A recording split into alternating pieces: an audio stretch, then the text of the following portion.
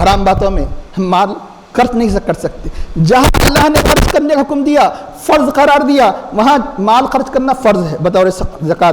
جہاں اللہ نے مال کو خرچ کرنا مستحب قرار دیا، خالی صرف زکوٰۃ ہی فرض نہیں بلکہ غریب صرف یعنی کہ صرف ماہ رمضان میں غریب نہیں ہوتا، غریب تو سارے سال میں غریب ہوا کرتا ہے. جب جب ضرورت پیش آئے اور آپ ادا بھی کر چکے تو مختلف اوقات میں اللہ کی رضا مندی کے لیے کرو، نفل خیرات کرو. تو چنانچہ کیوں؟ اس لیے کہ جہاں اللہ نے مال کو خرچ کرنا فرض قرار دیا وہاں مال کو خرچ کرنا فرض ہے. جہاں مال کو خرچ کرنا مستحب قرار دیا، مال ہمارا نہیں ہے، وہاں خرچ کرنا مستحب ہے. ورنہ ہم اپنے مال کے ذریعے سے کھا بھی نہیں سکتے تھے. اللہ نے ہمیں کھانے پینے کا کو جائز قرار دیا. جہاں جہاں اللہ نے مال کو خرچ کرنا جائز قرار دیا وہاں مال کو خرچ کرنا، کھانا پینا، زندگی کے دوسرے اسباب، گھر خریدنا وغیرہ، وہاں مال کو خرچ کرنا مباح ہے. اب ایسے صفات والوں کے بارے میں اللہ تعالیٰ فرماتے ہیں کون ہوا کرتے ہیں؟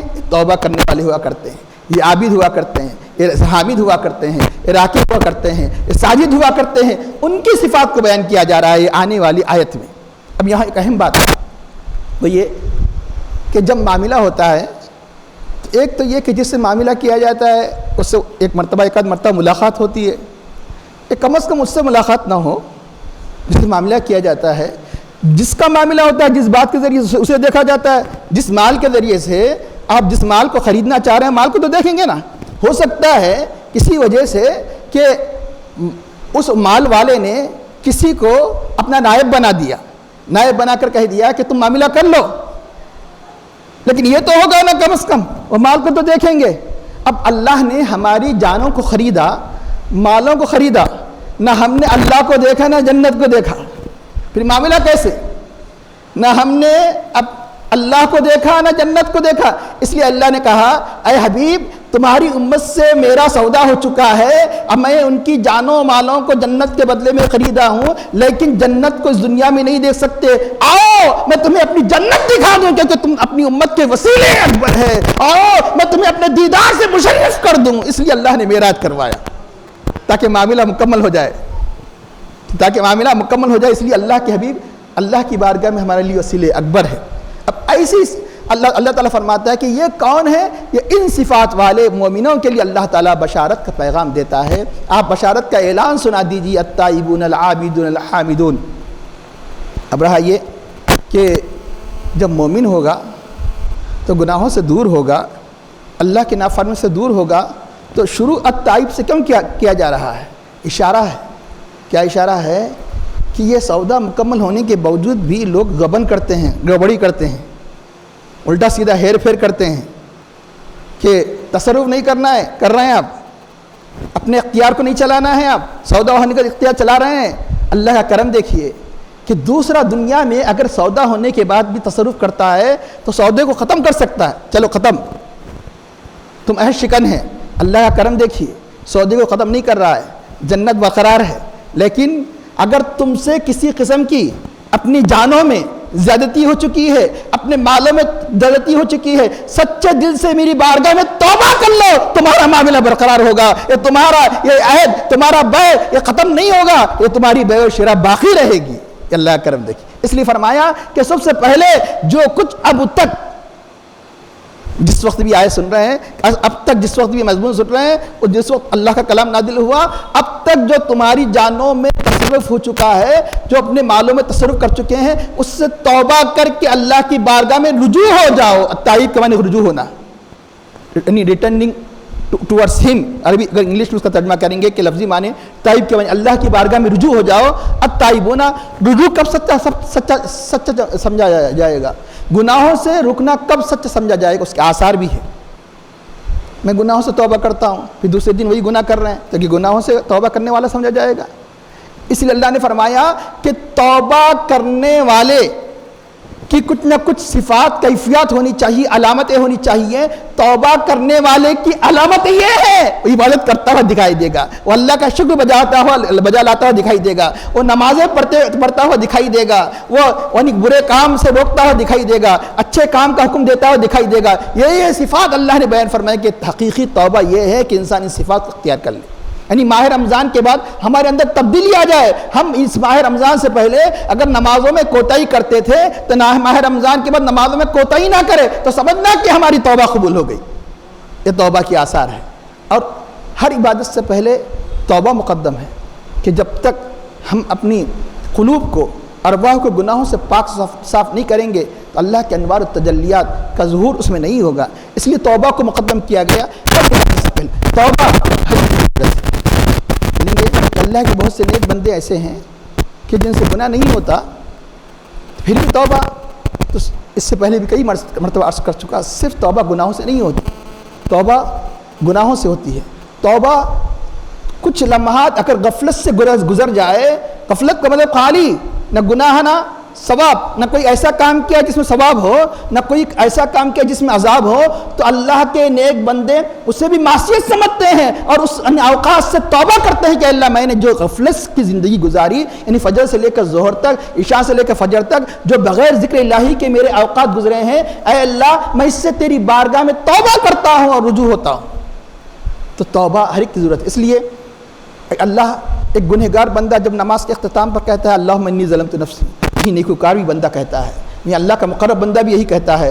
بلکہ یہ ہمارا عقیدہ ہے انبیاء کرام گناہوں سے معصوم ہوتے ہیں لیکن اس کے باوجود توبہ کی اتنی اہمیت ہے. اللہ کے بھی فرماتے ہیں کہ میں دن میں 70 یا بعض روایتوں کے 100 مرتبہ استغفار کرتا ہوں. وہ استغفار ان کے مرتبے کے اعتبار سے ہے. یعنی مطلب یہ کہ انبیاء کرام کے جو مرتبہ ہے وہ یہ سمجھتے ہیں کہ جو مرتبہ اللہ نے جو کل دیا ہے ہم اللہ کی بارگاہ میں انتہائی شوق کے ذریعے سے آج وہ مرتبہ حاصل ہو جانا چاہیے تھا. انبیاء کرام کی توبہ اس سے ہوتی ہے. ہر ایک کی توبہ اس کے مرتبے کے اعتبار سے ہوا کرتی ہے. تو اب ہر ایک کا اللہم انی ظلمت نفسی ایک نہ سمجھنا، ہر ایک کا ظلم اس کے اعتبار سے ہوگا. تو اللہ تعالی ارشاد فرماتا ہے کہ التائبون، توبہ کرنے والے. توبہ کرنے کا کیا کہنا، یار یہ مہینہ تو توبہ کرنے کا ہے. توبہ کرنے کے لیے کوئی مہینہ نہیں ہے، ہر زمانے میں توبہ کرنا ہے، لیکن خصوصیت سے توبہ کی قبولیت کا مہینہ ہے. اللہ تعالیٰ کی بارگاہ سے ندائیں ہوتی ہے کہ ہے کوئی بندہ کہ میری بارگاہ میں توبہ کرنے والا. اور خاص طور پر ماہ رمضان کی مثال بیان کی گئی کہ ماہ رمضان کی نسبت دوسرے مہینوں سے ایسے ہی ہے جیسے حضرت یوسف علیہ السلام کی نسبت 11 بھائیوں سے. تو 11 بھائیوں نے جو کچھ کوتاہی کی، جو کچھ مطلب خطائیں کی، اللہ نے ان 11 بھائیوں کے گناہوں کو حضرت یوسف علیہ السلام کی برکت سے، ان کی دعا سے اور ان کی عنایت سے، ان کی شفقت سے اللہ نے معاف کر دیا. اللہ تعالیٰ کی بارگاہ میں اگر کوئی بندہ ماہ رمضان میں سچے دل سے رجوع ہو جائے گا تو یوسف علیہ السلام کے 11 بھائیوں کے گناہ اس یوسف علیہ السلام کے وجہ سے معاف ہو گئے. اللہ ماہ رمضان کی عبادتوں کی برکت سے 11 ماہ کے گناہوں کو اللہ تعالیٰ معاف فرماتا ہے. اس لیے توبہ کی قبولیت میں ماہ رمضان اپنے اندر ایک خاص اثر رکھتا ہے. التائبون، توبہ کرنے والے.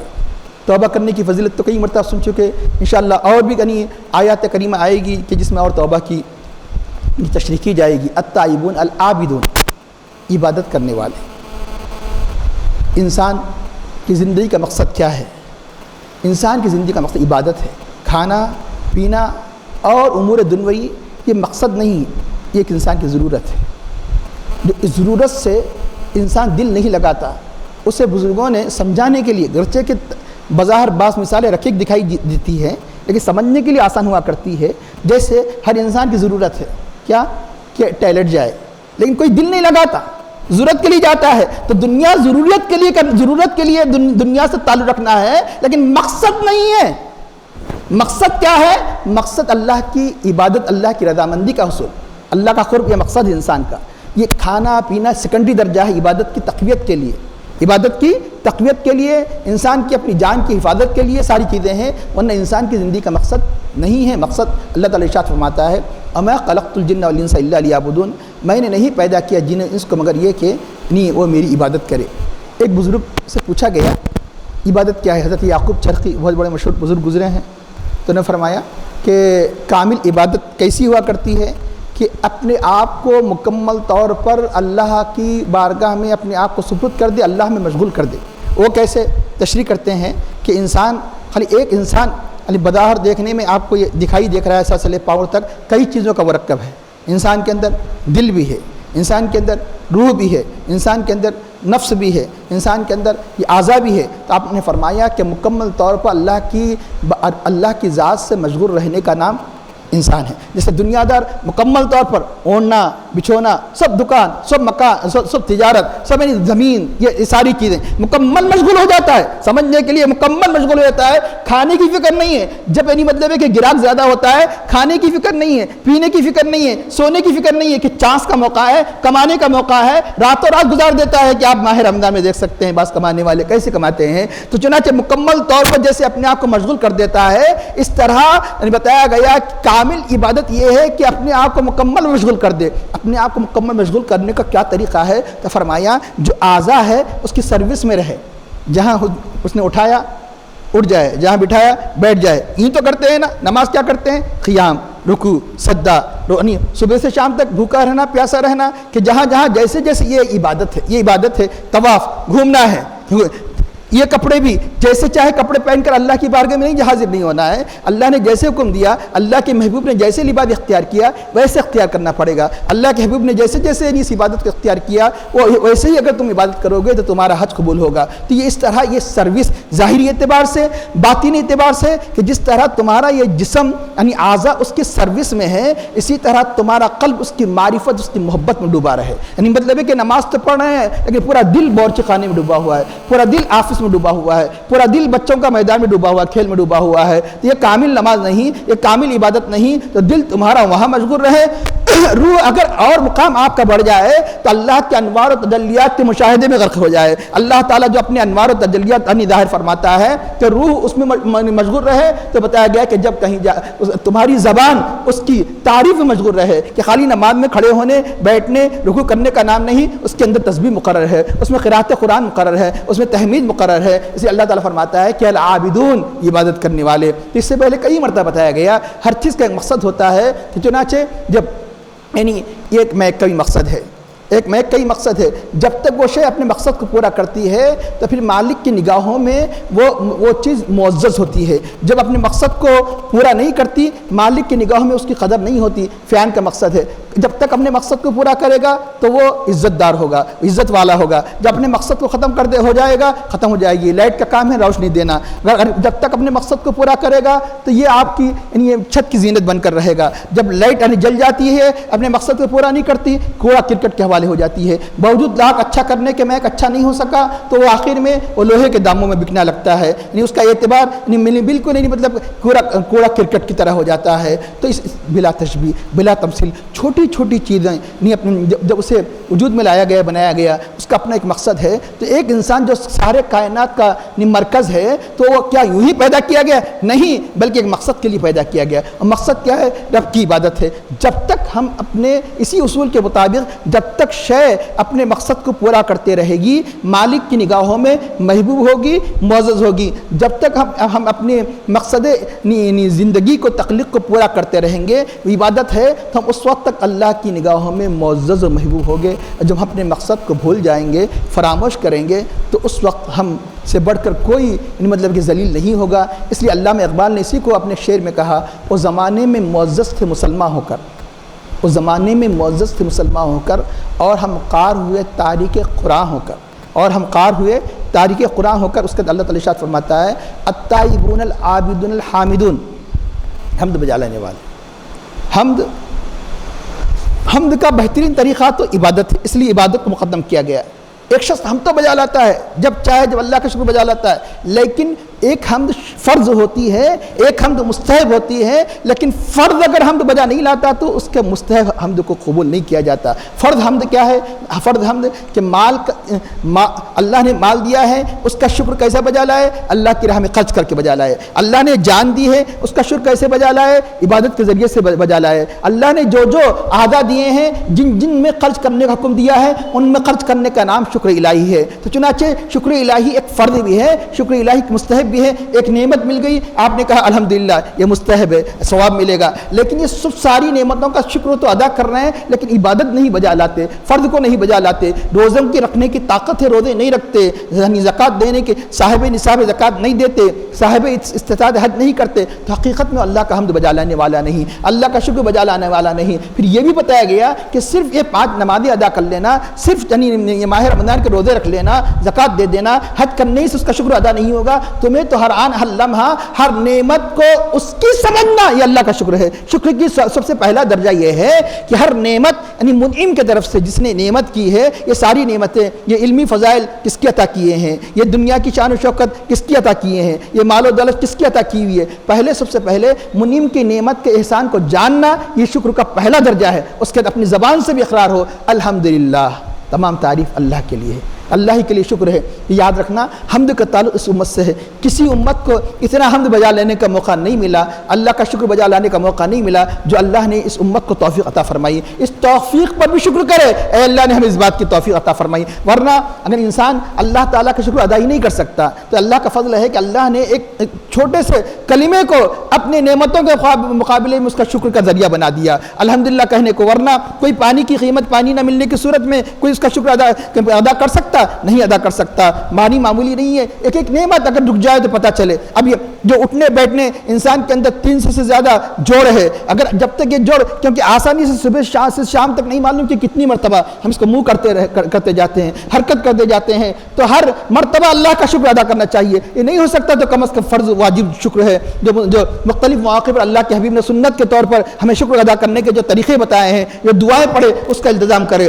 ورنہ اگر انسان کی ایک انگلی ایسا اکڑ جائے تو پتہ چلے، پھر کئی ڈاکٹر عاجز آ جائے اس کو صحیح کر سکے۔ انگوٹھا اکڑ جائے، کسی پکڑنے کا دار و مدار جو انگلیاں انگوٹھے پر ہوتا ہے، تو اگر اکڑ جائے تو پتہ چلے کہ کتنی بڑی اللہ کی نعمت تھی جو آج یہ نعمت کے اندر خلل آ گیا ہے۔ تو اندازہ لگائیے کہ اب جب یہ خلل آ چکا ہے تو جب ہمیں احساس ہو رہا ہے کہ کتنی بڑی نعمت ہے تو پتہ چلا کہ ہر آن ہر لمحہ اللہ کا شکر بجا لانے کی ضرورت ہے۔ الحامدون۔ تو چنانچہ اللہ کی حمد کے کئی طریقے ہیں، بہترین طریقہ یہ ہے کہ اس کی نعمت پر ملنے پر الحمدللہ کہے۔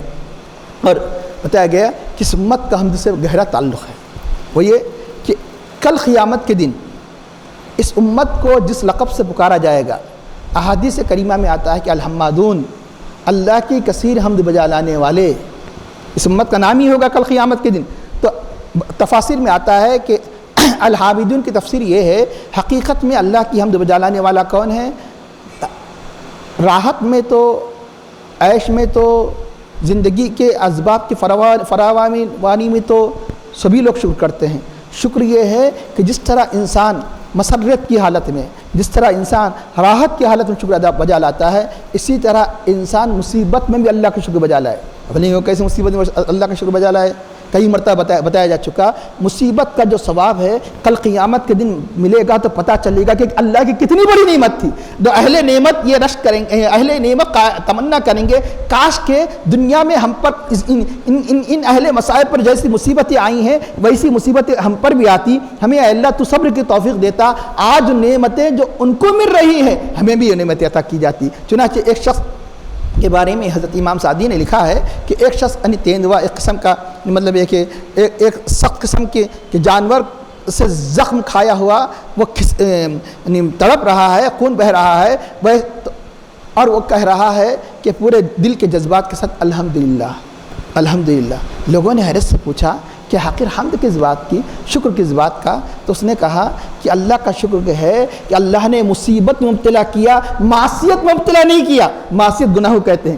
اللہ کا شکر ہے کہ اللہ نے مجھ کو مصیبت میں مبتلا کیا، معصیت یعنی گناہوں میں مبتلا نہیں کیا۔ یہ اس طرح اللہ والے ایسے شکر ادا کرتے ہیں۔ تو الحامدون، ہر حالت میں اللہ کا شکر بجا لانا انسان کا شیوا ہے۔ انسان کی پیدائش کا مقصد ہی بتایا گیا کہ شکر الہی ہے۔ حضرت آدم علیہ السلام نے اللہ نے جب ان کو وجود میں لایا، جب ان کا یعنی جسد خاکی بنایا گیا، تو جب سب سے پہلی ان کو چھینک آتی ہے تو انہوں نے کیا کہا؟ الحمدللہ۔ تو اللہ نے فرشتوں سے کہا آدم سے کہو کہ میں نے اسی کام کے لیے تمہیں پیدا کیا ہے۔ ہماری زندگی کا مقصد کیا ہے؟ اللہ کی شکر گزاری، اسی کام کے لیے میں نے یعنی تمہیں پیدا کیا ہے۔ تب پتہ چلا کہ ہماری زندگی کا مقصد اللہ کی حمد ہے۔ اللہ کی حمد کی بہترین طریقہ یعنی وہ کیا ہے؟ عبادت الہی ہے۔ عبادت الہی کے علاوہ ہر آن ہر لمحہ ہر نعمت کو اللہ تعالیٰ کی طرف سے جاننا، یہ اس کی حمد ہے، یعنی اس کا شکر ادا کرنا ہے۔ الحامدون التائبون العابدون الحامدون السائحون، لفظی معنی سیاحت کرنے والے، جیسے سفر کرنے والے، لیکن مرادی معنی ایک نہیں کئی تفاسیر میں کہ حضرت عبداللہ بن عباس رضی اللہ عنہ فرماتے ہیں کہ قرآن کریم سیاحت جو اس کا روٹ ہے، جہاں جہاں قرآن میں آیا اس کے معنی روزہ رکھنے والے ہیں، جیسے اس کی دلیل بھی دیتے ہیں کہ ازواج مطہرات کے بارے میں جو قرآن کریم میں جو آیت کریمہ اتری کہ اگر آپ ان کو چھوڑ دیں کسی وجہ سے تو اللہ تعالیٰ ان سے بہتر جو اللہ تعالیٰ ازواج عطا فرمائے گا. وہاں کیا فرمایا؟ عسیٰ ربہ ان طلقکن ان یبدلہ ازواجا خیرا منکن مسلمات مومنات، وہ مسلم ہوگی، وہ مومن ہوگی، قانتات وہ اطاعت گزار ہوگی، عابدات عبادت گزار ہوگی، سائحات روزے دار ہوگی. یعنی عام طور پہ یہ موقع پہ نہیں کہا جاتا کہ سیاحت کرنے والی ہوگی، عموماً تو یہ سائحات روزے دار ہوگی. تو اس طرح یہاں پر بھی قرآن کریم کی اس آیت کریمہ میں سائحوں سے مراد روزے دار. اب رہا یہ کہ اور بھی بعض روایتوں میں بتایا گیا کہ اللہ کی راہ میں جہاد کرنے والے، طلب علم میں نکلنے والے. اب رہا کہ روزے دار کو سائے کیوں قرار دیا؟ بتایا گیا کہ انسان جب سفر کرتا ہے تو اپنی مرغوب چیزیں، خواہش کی چیزیں نہیں ملتی، خواہش کا کھانا نہیں ملتا، خواہش کا پانی نہیں ملتا، خواہش کا آرام نہیں ملتا. روزے دار اسی طرح اسے اپنی خواہش کی چیزوں سے روک دیا جاتا ہے، اس لیے اس کو سایہ کہا گیا. اور دوسرا یہ ہے کہ انسان جب سیاحت کرتا ہے، سیاحت میں ایسی سی چیزوں کا انکشاف ہوتا ہے، چیزیں دیکھتا ہے جس نے کبھی نہیں دیکھا. تو یہ روزہ اللہ تعالیٰ اسے جنت تک پہنچا دیتا ہے جس کی نعمتوں کو کبھی اس نے نہیں دیکھا. یہ سیاحت کرتے ہیں، یہ سیاحت کون سی سیاحت ہے؟ یہ روحانی سیاحت ہے. یہ روحانی سیاحت ہو رہی ہے، روحانی جس کو مطلب ٹور ہو رہا ہے، یہ روحانی ٹور ہو رہا ہے. یہ ٹور کہاں تک پہنچانے والا ہے؟ یہ سفر کہاں تک پہنچانے والا ہے؟ جنت تک پہنچانے والا ہے. ایک حدیث شریف میں آتا ہے کہ سب جنت کے مشتاق ہوتے ہیں، جنت کے طلبگار ہوتے ہیں، لیکن 4 لوگ ایسے ہیں جنت ان کی طلبگار ہوتی ہے، جنت ان کی مشتاق ہوتی ہے. کبھی آ جائیں گے میرے پاس آئیں گے. سب اس بات کے مشتاق ہوتے ہیں کہ اب جنت میں داخل ہو جائے. جنت اس بات کی مشتاق ہوتی ہے کہ یہ بندے کب آ جائیں گے. وہ کون ہیں؟ حدیث شریف میں آتا ہے تعلیل قرآن کی تلاوت کرنے والا، قرآن کی کثرت سے تلاوت کرنے والا، حافظ اللسان زبان کی حفاظت کرنے والا. صرف روزے میں نہیں، پورے 12 مہینے میں، کیونکہ روزے کے ضمن میں روزے کے یہ حدیث کو بیان نہیں کیا گیا، بلکہ مطلق طور پر تلاوت قرآن صرف رمضان میں نہیں، رمضان و غیر رمضان میں تلاوت کرنے والا. زبان کی حفاظت صرف ماہ رمضان میں نہیں، ماہ رمضان و غیر رمضان میں حفاظت کرنے والا. اس کے بعد آگے چل کر روایت میں آتا ہے کہ ایک تو یہ کہ تعلیل قرآن اور حافظ اللسان، مطعم الجیعان، اور کون؟ بھوکوں کو کھانا کھلانے والا، بھوکوں کو کھانا کھلانے والا. حضور غوث پاک نے فرمایا کہ انسان کی نیکیوں میں سب سے بڑی نیکی میں نے دیکھا کہ جو بھوکوں کو کھانا کھلاتا ہے. مطعم الجیعان، بھوکوں کو کھانا کھلانے والا. اور یہ اس کے بعد آخر جو فضیلت بیان کی گئی وہ صائم فی شہر رمضان، ماہ رمضان کے روزے رکھنے والا. سب جنت کے مشتاق. یہ چاروں عمل کرنے والے وہ ہیں کہ جنت ان کی مشتاق. صرف ایک عمل ایسا ہے کہ جس کا تعلق صرف اسی مہینے سے ہے، اور 3 اعمال ایسے ہیں جو ماہ رمضان کے علاوہ بھی فضیلت آپ حاصل کر سکتے ہیں، اور تینوں اعمال کا تعلق ماہ رمضان سے متعلق نہیں ہے. اب روزے تو یقیناً رمضان کے روزے تو رمضان ہی میں رکھے جائیں گے. یہ اس طرح یعنی یہ فضیلت روزہ رکھنے والے کے لیے ہے. روزہ رکھنے والے کی فضیلت یہ بتائی گئی کہ حاملان عرش جو اللہ کی تسبیح و تحلیل میں مشغول ہوتے ہیں، اللہ تعالی حاملان کنز الاموال کی روایت ہے، حاملان عرش کو حکم دیتا ہے کہ تم تسبیح کو روک دو، تم تحمید کو روک دو، اور میرے بندے جو روزے دار ہیں ان کے لیے مغفرت طلب کرو. اندازہ لگائیے کہ اس امت پر کتنی مہربانی اللہ نے اپنے حبیب پاک صلی اللہ علیہ وسلم کے واسطے وسیلے سے عطا فرمائے. یہاں تک کہ حاملان عرش یہ مہینہ تسبیح تحلیل کے بجائے امت محمدیہ کے لیے استغفار میں جو توبہ کرتے ہیں، اللہ کی بارگاہ میں رجوع ہوتے ہیں، روزے رہتے ہیں، اللہ کے وہ معزز فرشتے، مقرب فرشتے حاملان عرش ان کے لیے مغفرت طلب کرتے ہیں. السائحون، الراکعون، الساجدون، رکوع کرنے والے، سجدہ کرنے والے. رکوع کرنے والے، سجدہ کرنے والے، ان دونوں کو ملا دیا جائے تو کیا ہو جاتا ہے؟ نماز پڑھنے والے. پھر قیام کرنے والے، قاعدہ بجا لانے والے کیوں نہیں کہا گیا؟ ایک تو کسی بھی زمان کا طریقہ ہے، کبھی جز کہہ کر کل مراد لیا جاتا ہے. جیسے مثلا کہا جاتا ہے کہ ان کی ناک کٹ گئی، پوری عزت خاک میں مل گئی. جز کہہ کر پورا کل میں لیا جاتا ہے. ناک بلند، تو ناک ہی سے تعلق نہیں ہوتا، پوری عزت چلے گی. ان کی ناک بلند ہو گئی یعنی وہ بلند ہو گئے. ان کا جانا کیا تھا؟ ان کی کمر بیٹھ گئی. کمر بیٹھ گئی یعنی پورے سہارا ختم ہو گیا. کمر کیا ہے؟ پوری زندگی کے قوہ اور طاقت پوری ختم ہو گئی. یہ ہر زبان میں طریقہ یہ بات اور ہے کہ آپ غور و فکر نہیں کرتے. تو جز کہہ کر قرب مناد دیا جاتا ہے. رکوع سے مناسب رکوع سجدہ ہی نہیں بلکہ نماز ادا کرنے والے. پھر آپ کہیں گے کہ ٹھیک ہے نماز ادا کرنے والے ہی بتانا تھا تو پھر قاعدہ ہی بتایا جا سکتا تھا، قیام بھی بتایا جا سکتا تھا. عام حالات میں انسان کیونکہ احساس نہیں ہوتا اللہ کی عبادت کا، قیام میں رہتا ہے. عام حالات میں آپ رکوع میں رہتے، آپ جھکے ہوئے رہتے. عام حالات میں سجدے کی حالت میں رہتے ہیں، عام حالات میں کیسے رہیں گے؟ قیام کی حالت میں رہتے ہیں. اور عام حالات میں آپ کیسے رہتے ہیں؟ بیٹھنے کی حالت میں رہتے ہیں، جیسے بیٹھے ہوئے آپ نماز کی حالت میں، ایسے عام حالات میں بیٹھے ہوئے رہتے ہیں. لیکن رکوع و سجدہ ایک خاص ایک کیفیت ہے جو انسان کو اس بات کا شعور دلاتی ہے کہ میں اللہ کی بارگاہ میں عبادت میں مصروف ہوں. اس لیے بتایا گیا، اس لیے رکوع و سجدہ کے بارے میں بتایا گیا. اور دوسرا یہ جتنی تواضع کی کیفیت کھڑے ہونے سے بڑھ کر رکوع کے اندر، رکوع سے بڑھ کر تواضع کی کیفیت سجدے کے اندر، اس لیے حد درجہ تواضع کی کیفیت کو بتانے کے لیے بھی اللہ تعالیٰ نے رکوع و سجدہ کا ذکر فرمایا. الراکعون الساجدون الآمرون بالمعروف. اگر آپ نیک ہے تو آپ اپنے نیکی پر قائم نہیں رہ سکتے جب تک کہ آپ کا گھرانہ نیک نہ ہو، جب تک کہ آپ کے دوست و احباب نیک نہ ہو، آپ کا معاشرہ نیک نہ ہو. کیوں؟ ہو سکتا ہے ان کی صحبت سے آپ بگڑ جائے. اس لیے صرف اپنی حفاظت نہیں کرنا ہے، اپنے گھر والوں کی حفاظت کرنا ہے. صرف اپنے گھر والوں کی حفاظت نہیں کرنا ہے، اپنے پوری مسلم معاشرے کی حفاظت کرنا ہے. اس لیے بتایا گیا کہ اس وقت تک انسان نیکی پر استقامت حاصل نہیں کر سکتا جب تک کہ لوگوں کے اندر نیکی کے جذبات پیدا نہ ہو. اس لیے اللہ نے فرمایا الآمرون بالمعروف، نیکی کا حکم دینے والے ہیں، والناہون عن المنکر، اور برائی سے روکنے والے. امر بالمعروف ہر ایک آدمی اپنی حیثیت سے. حدیث شریف میں آتا ہے کہ اگر کوئی اپنے ہاتھ سے روک سکتے ہیں، یعنی کسی برائی کو ہاتھ سے روکے، ہاتھ سے نہیں روک سکتے تو زبان سے روکے، زبان سے بھی روکنے کی طاقت نہیں ہے تو دل میں برا سمجھے. اس سے نیچے کوئی ایمان کا درجہ نہیں ہے. ایمان کا کمزور درجہ، آخر درجہ یہ ہے جس برائی کو آپ ہاتھ سے نہیں روک سکتے، جس برائی کو آپ زبان سے نہیں روک سکتے، کم از کم اس برائی کو دل سے جانے. اور بڑا مرتبہ کیا ہے امر بالمعروف کا؟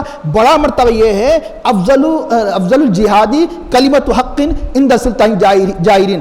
افضل جہاد یہ ہے حق کلمہ ایک ظالم حاکم کے مقابلے میں کہنا. حضرت امام حسین رضی اللہ تعالیٰ نے اس فریضے کو ادا کیا، اور بہت سے بزرگان دین نے. امام اعظم حنیفہ علیہ الرحمٰن نے اس فریضے کو ادا کیا منصور بادشاہ کے مقابلے میں. حضرت امام احمد بن حنبل، بے شمار علماء ربانین اولیاء کی سیرت پڑھیے کس طرح انہوں نے اپنی جان کی پرواہ نہیں کی اور انہوں نے الآمرون بالمعروف والناہون عن المنکر، بلکہ آگے چل کر والحافظون لحدود اللہ، اللہ کی حدود کی حفاظت میں کسی قسم کی جان و مال کی پرواہ نہیں کی. انہوں نے کس طرح حفاظت فرمائی؟ یہ امر بالمعروف والنہی عن المنکر. اگر کوئی یہ کہے کہ اگر وہ برائی سے میں ملوث ہے تو میرا کیا جا رہا ہے؟ ابھی بتایا گیا اگر یہ سمجھنا کہ اگر معاشرہ خراب ہو رہا ہے تو اس کا اثر آپ پر بھی ہوگا، آپ کا گھرانہ خراب ہوگا تو اس کا اثر آپ پر بھی ہوگا، آپ کے دوست و احباب بھی یعنی میں اگر ان کے اندر برائیاں ہوں تو اس برائیوں کا اثر آپ پر بھی ہوگا. اس کی مثال ایک حدیث شریف میں بہترین انداز سے دی گئی. مثال کے طور پر سمندر میں کشتی ہے، کشتی کے یعنی مطلب ہے کہ دو خانے ہیں، یعنی دو اسٹوری والی ہے، نیچے کا حصہ اوپر کا حصہ. لیکن عام طور پر جو پانی میں کشتی ہوا کرتی ہے، پانی کو حاصل کرنے کے لیے نیچے کے حصے سے نہیں لیا جا سکتا کیونکہ نیچے کا اندر ڈوبا ہوا رہتا ہے. پانی کی سطح جو ہوا کرتی ہے عموماً لگی ہوئی پہلے حصے پر، فرسٹ اسٹوری پر جو اس کی منزل پر ہوا کرتی ہے. پانی لینے کے لیے نیچے والے کو اوپر جانا پڑتا ہے. اب نیچے والے پانی لینے کے لیے پانی کی کشتی میں جب اوپر جاتے ہیں تو اوپر والے کہتے ہیں کہ کیا تنگ کر رہے ہیں، تم روک رہے ہیں، کیا پریشان کر رہے ہیں، بار بار تکلیف محسوس کر رہے ہیں. تو اس صورت میں غصے میں آ کر کون نیچے والے انہوں نے کھودنا شروع کر دیا پانی لینے کے لیے. اب اوپر والے کہیں گے اگر انہوں اپنی سٹوری میں انہوں اپنے مطلب یہ کہ یعنی اس کے اندر یعنی نیچے کے حصے میں اگر کھود رہے ہیں تو ہمارا کیا جا رہا ہے؟ یاد رکھنا جب یہ کھدائی کریں گے، اس میں سوراخ کریں گے، جس طرح نیچے والے ڈوب جائیں گے تو اوپر والے بھی ڈوب جائیں گے.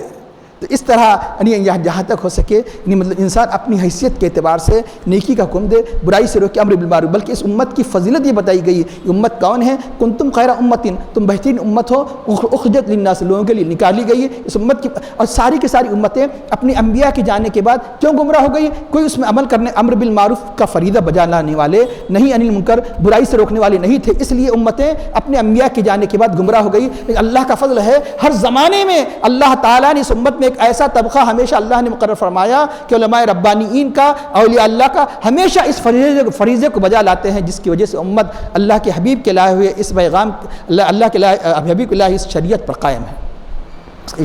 یہاں ایک اہم نقطہ کہ جو بہت کم کتابوں میں آپ کو یہ ملے گا اور بہت کم اہل علم عموماً جانتے ہیں، اور تھوڑا سا ماہ رمضان سے بھی اس کو انشاءاللہ تعالی اس کو ہم تھوڑا سا متعلق کریں گے کہ التائبون العابدون اچھی طرح سنیے کہ جو اللہ نے صفات بیان فرمائے تو صفات کو عام طور پر جوڑا جاتا ہے مختلف صفات کو، تو وہاں پر اردو میں اور آتا ہے، اردو میں اور آتا ہے، انگلش میں اینڈ آتا ہے، عربی میں وا آتا ہے. وا کئی قرآن کریم میں کئی صفات دیکھیں گے، کافروں کا ذکر، اہل ایمان کا ذکر، واہ ان الذین آمنوا ایمان ہے اعمال صالحہ، بلکہ خود ایمان والوں کے لیے ایمان، ان الذین آمنوا وعملوا الصالحات، قرآن کی کئی ایسی صفات ہیں آپ کو وہاں پر ہر دو صفت، یعنی مثال کے طور پر یہ خطیب بھی ہے، یہ شاعر بھی ہے اور شاعر بھی ہے، اور خطیب و شاعر، خطیب اوریٹر اینڈ پوئٹ، ہر زبان میں طریقہ ہے، لیکن آپ نے دیکھا اتنے 9 صفات میں 7 صفات تک واو نہیں ہے، التائبون العابدون الحامدون السائحون الراکعون الساجدون العامرون بالمعروف والناہون، 8ویں صفت، 8ویں صفت پر 8ویں صفت سے پہلے واو ہے، 8ویں صفت سے پہلے 7 تک واو نہیں، بغیر واو کے مسلسل التائبون العابدون الحامدون، جب 8ویں صفت الناہون عن المنکر والحافظون لحدود اللہ، اب تو کیونکہ 7 ہو چکے ہیں اب لایا جا سکتا ہے واو، پھر والحافظون بھی واو ہے، تو یہ کیا راز ہے؟ ارے ایک آدھ مرتبہ ہو جائے تو بولیں گے اتفاق ہے، ارے قرآن کریم میں واو کا نالن اتفاق نہیں ہوتا، اس میں معنی کے گہرے سمندر ہوا کرتے ہیں، اور یہ اتفاق نہیں بلکہ قرآن کریم میں ایسے کئی بہت یعنی کم یہ لوگ عموماً اس راز کو جانتے ہیں، بہت مقامات ایسے ہیں جہاں اللہ تعالیٰ ایسے 7 سے زیادہ چیزیں بیان فرماتا ہے، 7 تو وہاں پر 7 تک واو نہیں رہتا، 8 پر واو رہتا ہے، یہاں تک کہ وہ 7 یا تو الگ الگ بیان کیے جائے، 1 2 3 4 5، یا پورے ملا کے 7 بول دو، اب 7 بول کے 8واں بولنا ہے، یا ایسا بیان کیا جائے، اب اس کی دلیل یقولون سبتون یقولون صلاتن، اصحاب کہف کے بارے میں سیقولون ثلاثۃ رابعہم کلبہم، وہ لوگ کہتے ہیں کہ اصحاب کہف کتنے ہیں؟ 3 ہیں، رابعہم ان کا چوتھا کتا ہے، ویقولون خمسۃ، اور وہ کہتے ہیں خمسۃ 5 ہے، سادسہم کلبہم بغیر واو کے، ان کا چھٹا کتا ہے، ویقولون سبۃ، وہ کہتے ہیں 8 ہے، وثامنہم، اور ان کا 8واں کتا ہے، جب 7 ہونے کے بعد جب 8 کا ذکر آیا واو، کسی بھی حافظ صاحب سے پوچھ لیجئے 24 پارے میں اللہ تعالیٰ نے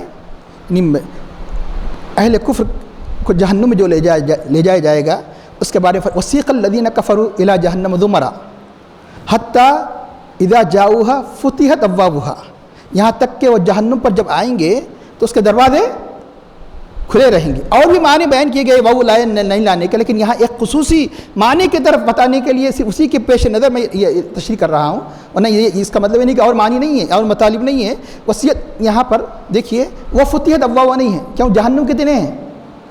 جہنم کے جو طبقات کتنے ہیں؟ 7۔ اب آئیے جنتوں کا ذکر ہو رہا ہے، پہلے ذہن میں رکھ لیجئے کہ جنتیں کتنے ہیں؟ 7 نہیں 8، کیوں؟ جہنم کا 7 ہونا یہ اس کا عدل ہے، اور جنت کا 8 ہونا اس کی رحمت ہے۔ اللہ نے 7 سے بڑھ کر 1، ہر چیز 7، زمین 7، آسمان 7، دنیا کی ایام 7، سمندر 7، طواف جو کیا جاتا ہے 7 چکر، اور جو رمی کی جاتی ہے 7، اور جو صفا مروہ کے درمیان صحیح کی جاتی ہے 7، جو رشتے انسان پر حرام قرار دیے گئے 7، جو سورہ یوسف میں جو اللہ تعالیٰ نے جن گایوں کا ذکر فرمایا 7، قرآن کے جو منازل ہے وہ 7، اور قرآن کے جو قرات ہے 7، بے شمار چیزیں 7 ہے، لیکن جنت 7 نہیں 8۔ یہ بتانے کے لیے 7 جو میں نے جہنم کو بنایا یہ میرا انصاف ہے، 8 جو میں نے جنت کو بنایا ہے میری رحمت ہے، اور میری رحمت میرے غضب پر غلبہ رکھتی ہے۔ اب بات 8ویں کی جب آ گئی تو کیا ہوا؟ وسیق الذین اتقوا ربهم الی الجنۃ زمرا حتی اذا جاؤوها وفتحت ابوابها، جب وہ آئیں گے تو اس کے دروازے کھلے رہیں گے، کیوں؟ یہ 8واں والا ہے ذکر، 7 یہ 7 ہی نہیں 8، تو جب 8ویں جنت کا جب ذکر آ رہا ہے تو وہاں واو ہے، جہاں 7 جہنم کا ذکر ہے تو واو نہیں ہے۔ اور ابھی جو ازواج مطہرات کے بارے میں جو آیت بتائی گئی تو وہاں جو بتایا گیا کہ وہاں بھی وہ سیبات خیرا منکن مسلمات مومنات قانتات طیبات عابدات سائحات سیبات و ابکارا، 8ویں پر واو، اس کو اس لیے اہل بلاغت اس کا نام ہی رکھ دیے واو ثمانیہ۔ واو ثمانیہ کا مطلب، واو ثمانیہ کا مطلب کہ 8واں واو، 8واں واو کا مطلب ہے کہ جہاں 8 کا ذکر ہوتا ہے تو واو ہوتا ہے، واو ثمانیہ ایک اصطلاح ہے مقرر، بہت کم کتابوں میں یہ اصطلاح آپ کو ملے گی، واو ثمانیہ یعنی 8ویں کا واو۔ قرآن کریم میں ایسے کئی یعنی دلائل کی روشنی میں انہوں نے ایک اصطلاح ہی قائم کر دی۔ تو یہ کیوں آخر ایسا ہوا؟ 7 کے بعد جب 8 بولا جاتا ہے تو بلکہ عربوں کا طریقہ بھی ہے، ممکن ہے کہ اب بہت سی تبدیلی آ گئی ہے، جو اصل جو طریقہ عربوں کا جو ابتدا میں جو گنتی گنتے تھے تو وہ کیا کرتے تھے، واحد، اثنان، ثلاثہ، اربع، خمسہ، ستہ، سبع و ثمانیہ۔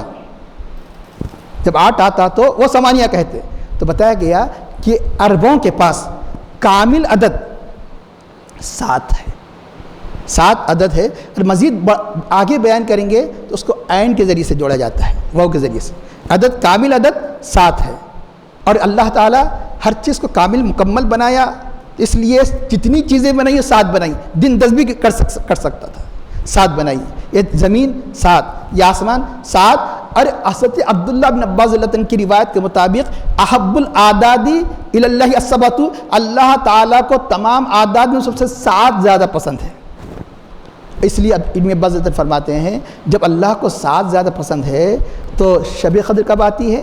تو ماہ رمضان کے آخری عشرے کی تاخراتوں میں، اس لیے زیادہ میرا رجحان یہ ہے کہ 7ویں شب میں آتی ہے، اس لیے یوں تو ہر تاخرات منانا چاہیے، لیکن خصوصیت سے 27 کو نہیں بولنا چاہیے جو 7 ہے۔ تو اس لیے بتایا گیا کہ یہ آخری عشرہ ہے، جہاں تک ہو سکے اس آخری عشرے کا ایک یعنی لمحہ غنیمت ہے کہ ماہ رمضان رخصت ہونے کے لیے آ رہا ہے، تاکہ ہم زیادہ سے زیادہ تسبیح، تحلیل، عبادتوں کے ذریعے سے اس کے رخصت کرے، تاکہ یہ مہمان ہم سے ناراض ہو کر نہ جائے۔ اور ایک بات عرض کروں کہ بلکہ صرف تاخراتوں ہی کو نہیں، بلکہ جہاں تک ہو سکے غیر تاخراتوں کو بھی عبادت سے معمور کیا جائے۔ میں ایک عرض کروں، ایک نقطہ بزرگوں نے فرمایا کہ تاخرات کا مطلب جیسے 21، 23، 25 اس کو تاخرات رہا گیا، مطلب ہے کہ جو برابر یعنی مطلب جو ڈیوائڈ نہیں ہوتا تو 21، 23، 25، 27، 29 کو تاخرات کہا جاتا ہے۔ اصطلاح کے اعتبار سے آخری عشرہ، اصطلاح کے اعتبار سے آخری عشرہ کا مطلب ہے کہ آخری عشرہ 9 دن کا بھی ہوتا ہے، 10 دن کا بھی ہوتا ہے، 9 ہو کے 10 کہ تاخرات کون سی ہوگی؟ 21 ہوگی، 23 ہوگی، 25 ہوگی، 27 ہوگی، 29۔ بزرگوں نے فرمایا کہ مقصود صرف یہی نہیں بلکہ پورے آخری عشرے ہی میں عبادت میں گزارنا ہے۔ وہ کیسے؟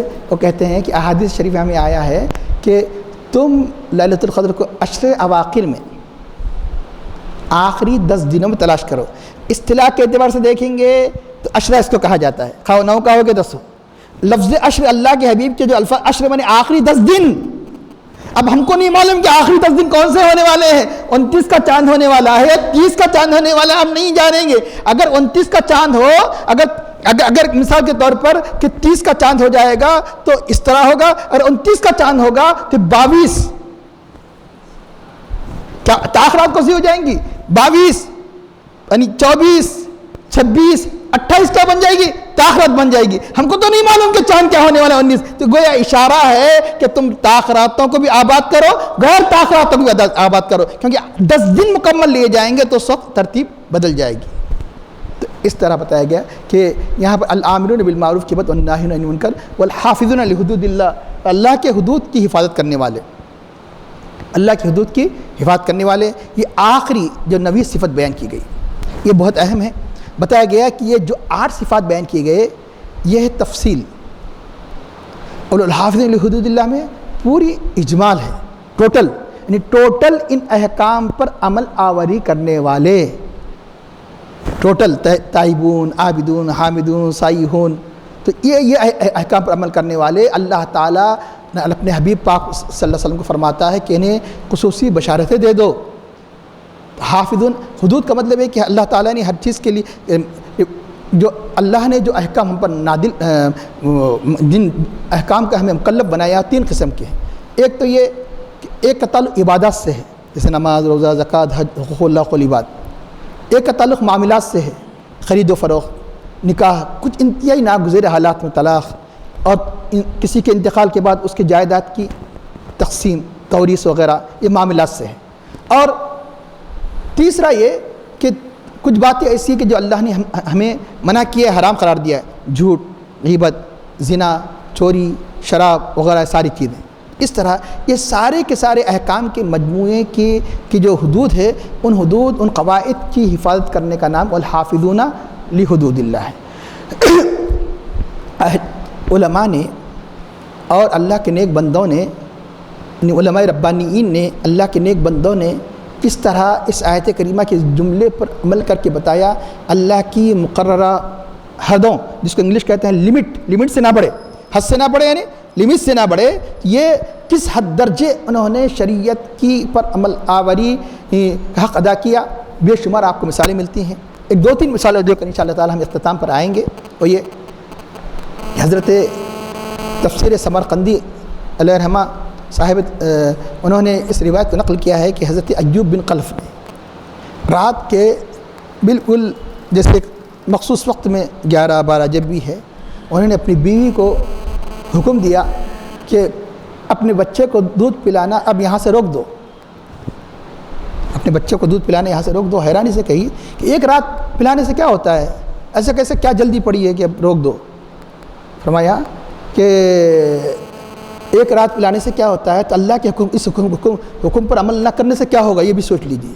کیوں اللہ تعالیٰ فرماتا ہے کہ اللہ تعالیٰ یعنی کن مومنین کو بشارت کا پیغام دیتا ہے، کون حقیقت میں اللہ کے سچے بندے ہیں جو اللہ کی حدود کی حفاظت کرتے ہیں. تمہاری بچے کی عمر 2 سال ہو چکے ہیں اور قرآن کا حکم ہے کہ 2 سال میں بچے کا دودھ چھڑا دیا جائے، اس لیے چھڑا دو. یہ ہے احکام پر عمل آوری.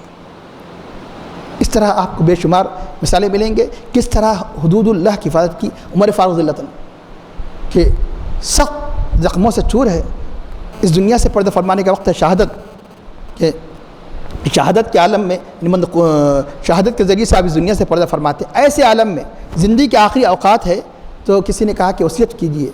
تو ابھی وصیت کر ہی رہے تھے کہ ایک شخص کا سامنے سے گزر ہوا جو اپنے پیجامے کو ٹکنوں سے نیچے لٹکا ہوا تھا. اس کو بلایا کہ تم اس طرح نہ کرنا، اللہ کو پسند نہیں، کہ اللہ تعالیٰ یعنی ایسے شخص کو پسند نہیں فرماتا کہ جو یعنی مطلب کہ متکبرین کی علامت ہے، جو اپنے پیجامہ ہے کہ جو بھی کپڑا ہو اس کو ٹکنوں کے نیچے لٹکاتا ہے. عمر کے آخری وقت زخموں سے چور ہے، ایسے وقت بھی ان بزرگوں نے اللہ کی حدود کی حفاظت فرمائی، خود عمل کیا اور عمل کرنے کی آپ نے وصیت کی تعلیم دی. یہ ہے والحافظون لحدود اللہ.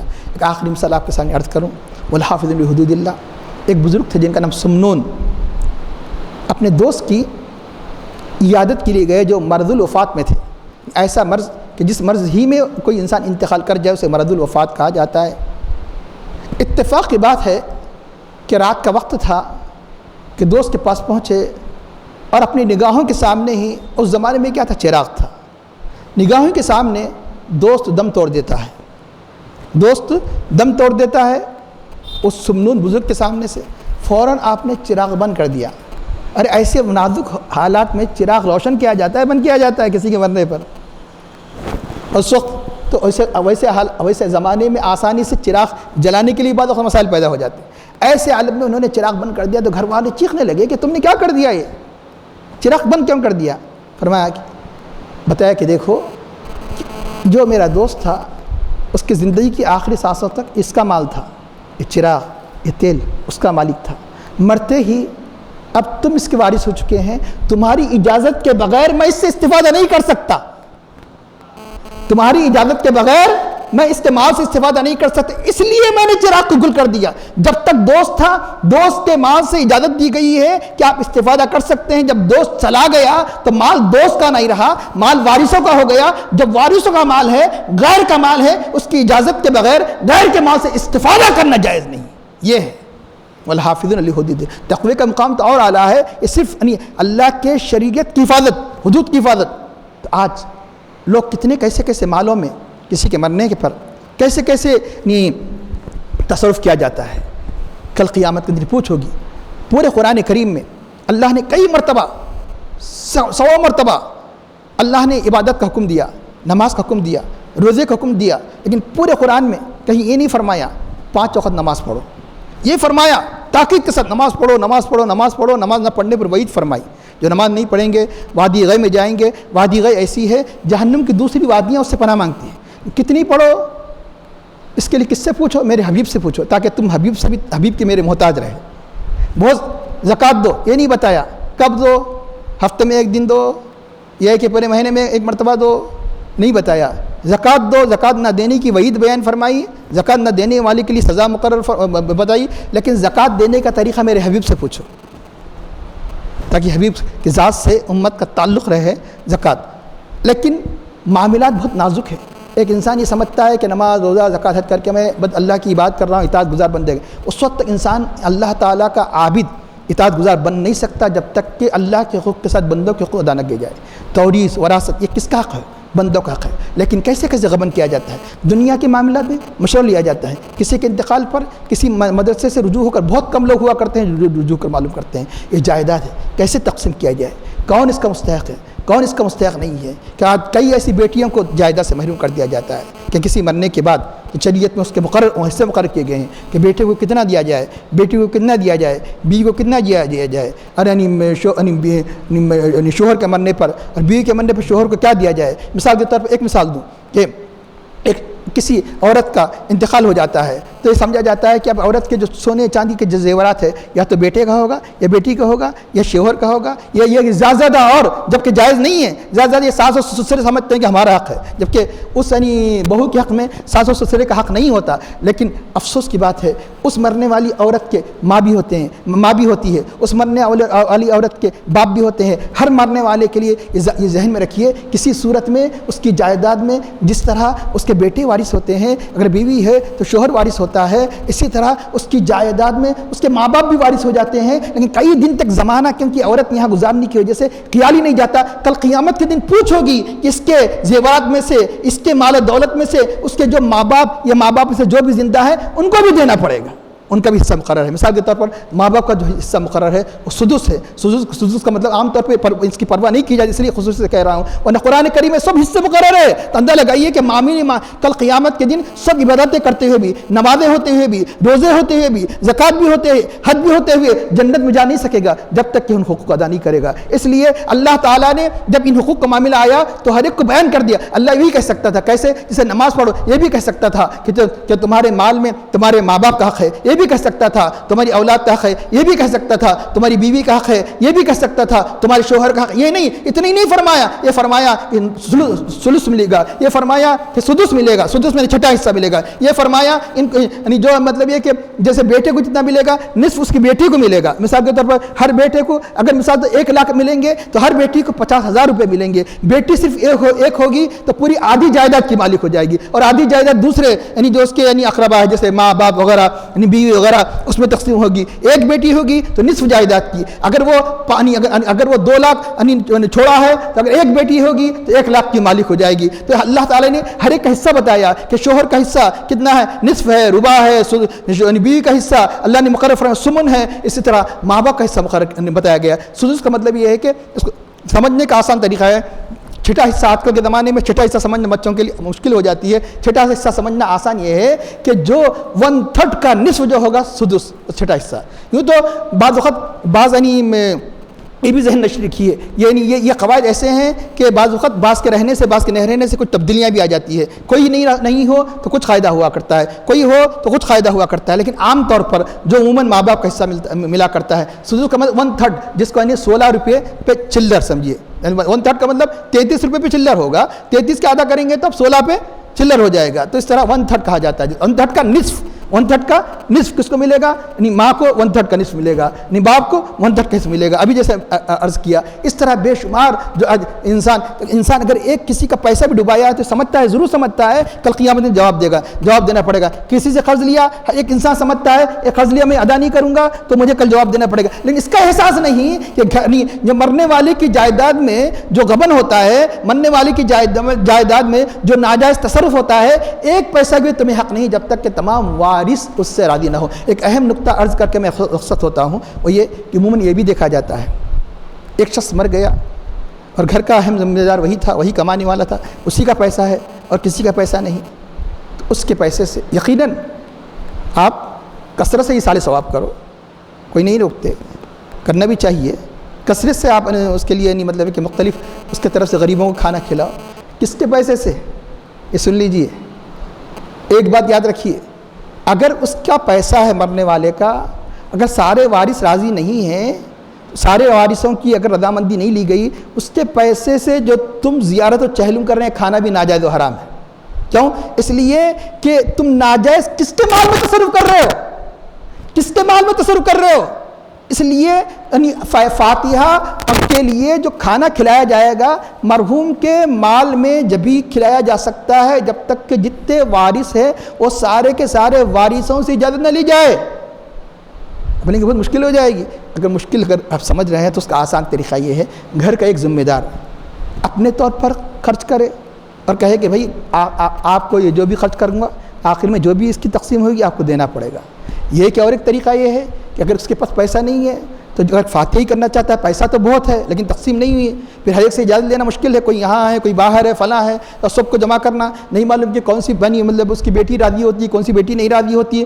اس صورت میں کہ بتایا گیا کہ علماء نے فرمایا کہ قرض لے لے، اگر آپ کو کرنا ہی ہے قرض لے کر اس کے، اگر آپ کرنا ہی قرض لے کر کرنا ضروری نہیں ہے یہ اللہ تعالیٰ اپنے، لیکن یہ کہ آپ کے پاس جائیداد بہت ہے لیکن اب اس کے پیسوں میں سے تاکہ کس ناجائز مال کس کی یعنی اس کا تصرف کرنا تمہارے لیے ناجائز ہے، ناجائز مال لوگوں کو مت کھلاؤ، تو اس وقت یہ کرو کہ قرض لے کر اس کے فاتحہ کر کے بعد میں جب اس کی تقسیم ہوگی تو ہر ایک اپنی رضامندی سے جو کچھ لینا ہے لے لیجئے۔ یہ عام طور پہ یہ غلطیاں اکثر ہوتی ہے کہ جتنا چاہے مرحوم کا پیسہ بغیر کسی یعنی ابھی جائیداد کی تقسیم نہیں ہوتی خرچ کیا جاتا ہے۔ اس قسم کا کھانا یعنی مطلب ہے کہ کھلانا ناجائز ہے کیونکہ تصرف ہے، جب یعنی کیونکہ وارثوں کو اس میں حق پیدا ہو چکا ہے، اور خاص طور پر نابالغ اولاد سے اجازت بھی نہیں لینا ہے، اس لیے اس کے مال کو الگ کرنے ہی کے بعد یعنی مطلب ہے کہ وہ اجازت کیونکہ وہ اپنے اچھے بھری کی تمیز نہیں کرتا، نابالغ اولاد سے زبردست اجازت نہیں لی جائے گی، اس کے مال کو بغیر یعنی مطلب ہے کہ خرچ کیے کہ اس کے مال کو نکالنے کے بعد اگر دوسرے جو بالغ ورثہ ہے اگر اجازت دیتے ہیں تو پھر چہلم وغیرہ میں خرچ کیا جا سکتا ہے۔ یہ نازک مسئلہ ہے جو عموماً لوگ توجہ نہیں کرتے، تو اللہ تعالیٰ فرماتا ہے کہ حبیب یہ مومنین جو ان صفات کے حامل ہے وبشر المؤمنین، ایسے مومنوں کو بشارت دے دو، خواہ وہ ماہ رمضان ہو کہ غیر رمضان، جو ان صفات کے حامل ہے اللہ تعالیٰ عرش سے ان کے لیے انہیں رحمتوں کا بشارتوں کا پیغام نازل فرماتا ہے۔ آخر میں دعا کرتا ہے اے اللہ ہمیں ان صفات کے ساتھ ہمیں متصف ہونے کی توفیق عطا فرما، زیادہ زیادہ تیری بارگاہ میں توبہ کرنے رجوع ہونے کی توفیق عطا فرما، ہمیں توبۃ النصوح کی توفیق عطا فرما، اور ہماری عبادتوں روزوں اے اللہ ہماری تلاوت ہماری ذکر و تسبیح کو قبول فرما، اور ہماری تمام عبادات میں اے اللہ اخلاص کو اختیار کرنے کی توفیق عطا فرما، اور ہمیں اپنے اوامر کا پابند نواہی سے اجتناب کی توفیق عطا فرما، ہماری عبادتوں میں خشوع خضوع اخلاص عطا فرما، سرور کائنات فخر موجودات علیہ الصلوۃ تسلیم سچی محبت ہمارے قلب میں پیدا فرما۔ اے اللہ تو نے اس رات اس عشرے کے داخل راتوں میں تو نے لیلۃ القدر کو پوشیدہ فرمایا ہے، اے اللہ لیلۃ القدر کے انوار سے ہمارے قلوب کو منور فرما، لیلۃ القدر کی خصوصی برکات سے ہمیں مالا مال فرما، اور اس کا اثر ہماری زندگی کے آنے والی اوقات میں بھی اللہ اس کے برکات کو پھیلا دے، اور ہمیں حلال سے مخال کی توفیق عطا فرما، اور ہمارا خاتمہ بالخیر فرما۔ صلی اللہ تعالیٰ علی خیر خلقہ سیدنا مولانا محمد وعلی آلہ وصحبہ اجمعین برحمتک یا ارحم الراحمین والحمد للہ رب العالمین۔